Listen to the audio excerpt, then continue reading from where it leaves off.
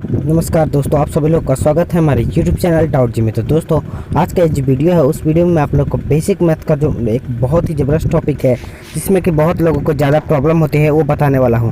जैसे कि आप देख सकते हैं यहाँ पे मैंने बहुत सी बड़ी बड़ी संख्याओं का दशमलव का गुणा ले लिया है।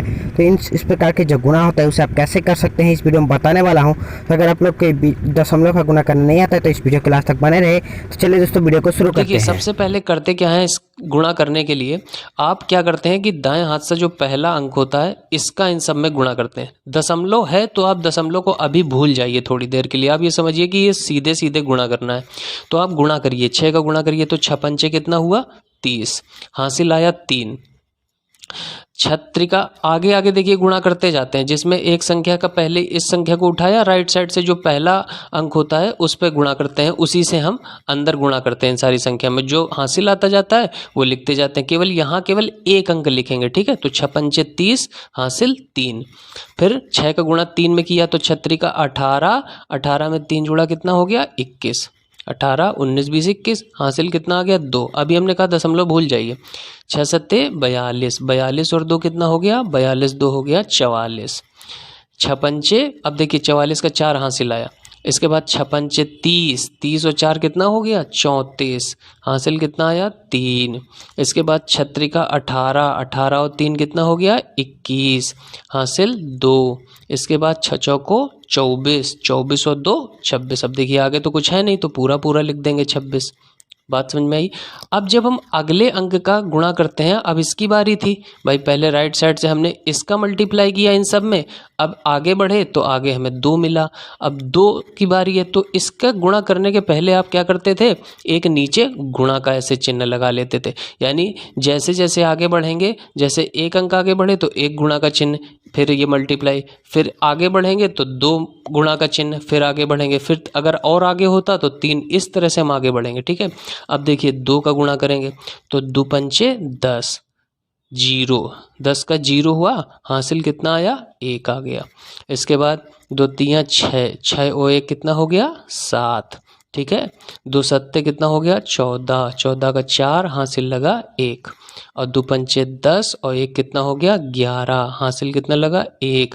2 तियाँ 6 और 1 7। इसके बाद 2 चौको कितना हो गया 8, कोई हासिल था नहीं, ठीक है। अब देखिए इसकी बारी है ना गुणा करने की, इसका तो गुणा हो गया। अब आगे बढ़ेंगे तो इसकी बारी है, तो सबसे पहले 2 कट्टम नीचे लगा लेंगे। 1 लगा था, अब इसके बाद 2 लगाएंगे। फिर आगे जब अगर कोई और नंबर होता ना तो 3 लगाते।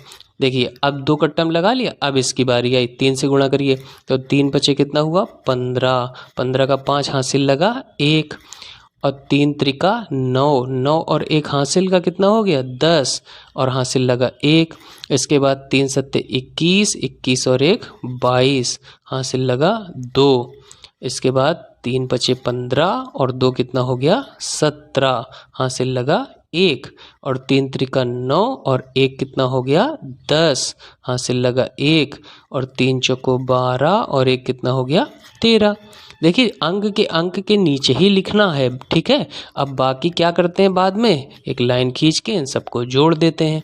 अब देखिए 0 में कुछ है ही नहीं नीचे, तो 0 में कुछ नहीं है तो 0 ही आएगा। 1 और 0 जोड़ेंगे तो क्या आएगा 1 आएगा। इसके बाद देखिए इसको जोड़ेंगे 4 और 7 11, 11 और 5 कितना हुआ 16, 16 का लिखा 6, हासिल लगा 1। अब इसको जोड़िए, देखिए 4 1 5, 5 4 9। देखिए हासिल आएगा तो हासिल उधर जाएगा, हमेशा एक अंक लिखते हैं, ठीक है। इसके बाद 1 1 2 और 2 2 4, कोई हासिल नहीं है।